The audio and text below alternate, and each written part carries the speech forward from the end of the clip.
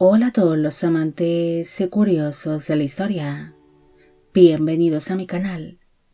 Hoy os traigo la vida de Miguel de la Paz.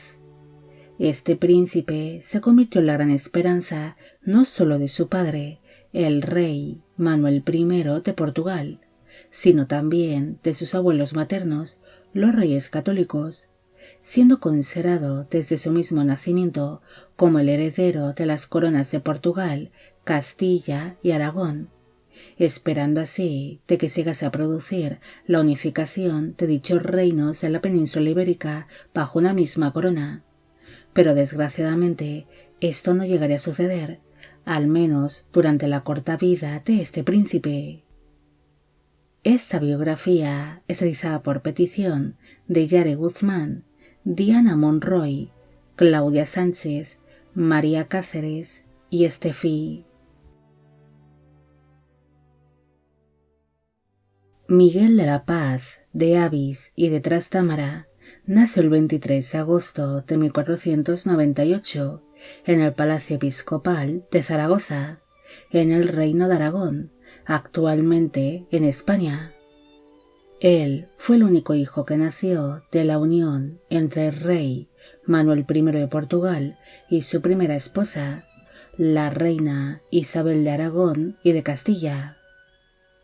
El parto de este niño fue muy largo y complicado, tal vez ocasionado por los largos ayunos y los constantes viajes que había realizado su madre durante gran parte de la gestación,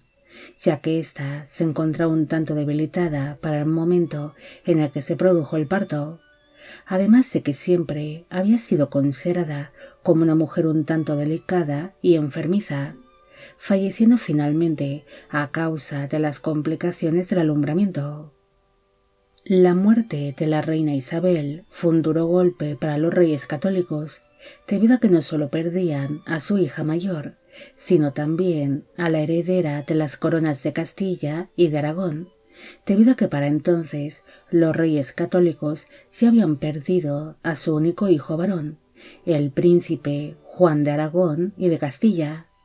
Además de que la muerte de Isabel también interrumpían las relaciones amistosas, familiares y políticas que ambos reinos habían establecido con Portugal. Pese a que la muerte de la reina Isabel fue un duro golpe, el nacimiento de Miguel de la Paz fue una gran noticia, no solo para los reyes católicos, sino también para su propio padre, el rey Manuel I de Portugal, debido a que el recién nacido fue descrito como un niño sano y bien formado, convirtiéndose así en el nuevo heredero de dichos reinos de la península ibérica, es decir, de la corona aragonesa, castellana y portuguesa. El recién nacido recibió su nombre, Miguel de la Paz, porque fue considerado como el futuro monarca que traería la paz para los reinos ibéricos, que llevaban siglos enfrentándose entre sí, debido a que si el niño conseguía algún día convertirse en rey, él gobernaría sobre los reinos de Castilla, Aragón y Portugal, algo que permitiría el poder establecer la unificación ibérica bajo una misma corona. Poco después de producirse su nacimiento, su padre, el rey Manuel I, regresó a Portugal para atender los asuntos de su reino, quedándose así Miguel de la Paz bajo el cuidado de sus abuelos maternos, los reyes católicos. Esta decisión de que fuese separado de su padre fue aceptado por el rey Manuel, debido a que éste aceptó las condiciones impuestas por sus suegros con respecto a la crianza y a la educación que debería de llevar su heredero, debido a que los reyes católicos querían que Miguel de la Paz fuese criado y educado bajo las costumbres castellanas y aragonesas, para que se fuese familiarizando con sus futuros reinos, ya que en teoría tendría que heredar primero las coronas de Castilla y de Aragón por ley de vida y si la naturaleza seguía su curso. Pese a que el nuevo heredero fue descrito al nacer como un niño sano y bien formado, En realidad, pronto empezó a dar muestras de que era un niño un tanto enfermizo y delicado como su propia madre, la fallecida reina Isabel, o su difunto tío, el príncipe de Asturias, Juan de Aragón y de Castilla. La debilidad de Miguel de la Paz pronto preocupó mucho a su abuela, la reina Isabel la Católica, quien una vez más mostró una gran angustia por la salud y el destino de otro descendiente suyo, debido a que le horrorizaba la idea de que su pequeño nieto pudiese fallecer, como había pasado anteriormente con su único hijo varón, el príncipe Juan. Por esta razón se mostró como una abuela demasiado protectora con él, estando continuamente a su lado y velando por su salud. La reina Isabel la Católica se desvivió completamente por entregar los mejores cuidados a su nieto y heredero, surgiendo entre ellos una gran conexión y complicidad,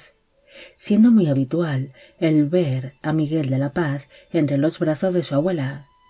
Es más, muchos de sus contemporáneos describirían a la reina castellana como una abuela amorosa que sentía un profundo cariño hacia su nieto. Pero desgraciadamente, el príncipe acabaría falleciendo entre sus brazos el 20 de julio de 1500, con apenas 2 años de edad, en la Alhambra de Granada, en el Reino de Castilla.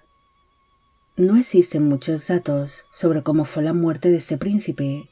Según las crónicas de la época, él falleció a causa de una enfermedad repentina que le causó altísimas fiebres, algo que causa cierto debate entre distintos historiadores. Algunos consideran que pudo haber fallecido a causa de una infección o de alguna enfermedad de la época que podían causar una alta mortalidad infantil, como el sarampión o alguna enfermedad respiratoria o gastrointestinal. La muerte de Miguel de la Paz fue muy dolorosa para su familia, ya que había fallecido la única esperanza que quedaba para unificar los reinos de Castilla, Aragón y Portugal bajo una misma corona.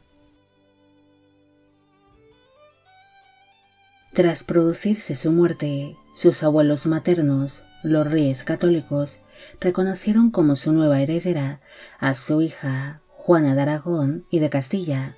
la mal llamada Juana la Loca, quien estaba casada para entonces con Felipe el Hermoso, algo que ocasionó que tras la muerte de la reina Isabel la Católica en el año 1504, dicho matrimonio se convirtiese en los nuevos reyes de Castilla, bajo el nombre de Juana I y Felipe I de Castilla, estableciéndose así una nueva dinastía que llegaría a reinar en España, los Austrias. La muerte de Miguel de la Paz también ocasionó que se estableciesen nuevas alianzas políticas y familiares entre los reinos de Portugal, Castilla y Aragón, ya que los reyes católicos volvieron a ofrecer la mano de una de sus hijas menores, la infanta María, al monarca portugués, la cual había sido rechazada anteriormente por el gobernante luso. Finalmente, el rey Manuel I de Portugal se volvería a casar con una de las hijas de los reyes católicos y junto a su segunda esposa, la reina María, tendría 10 hijos más, algo que le permitió dar continuidad a la dinastía Avis, que gobernaba en Portugal. No hay mucho más que decir sobre Miguel de la Paz. Con su llegada al mundo nació la esperanza de unificar los reinos de la península ibérica bajo una misma corona, pero desgraciadamente este sueño no se llegaría a cumplir, al menos durante su breve existencia, debido a que este príncipe apenas llegó a vivir por 2 años, viviéndose la unificación de los reinos ibéricos años después, durante el reinado de su sobrino nieto, el rey Felipe II de España, quien llegó a apoderarse del reino de Portugal,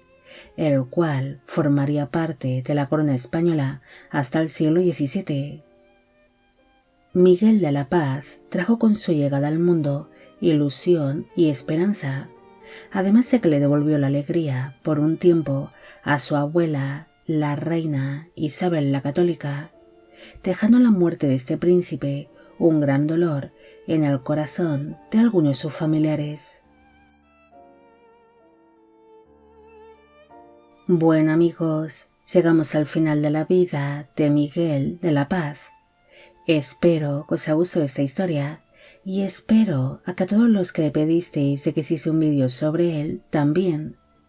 Al inicio solo he mencionado a las 5 primeras personas que hicieron esta petición, para no hacer una introducción demasiado larga y aburrida. Los demás seréis mencionados ahora. Esta biografía es realizada por petición de Isabela Cullen, Ana Victoria Sanjur,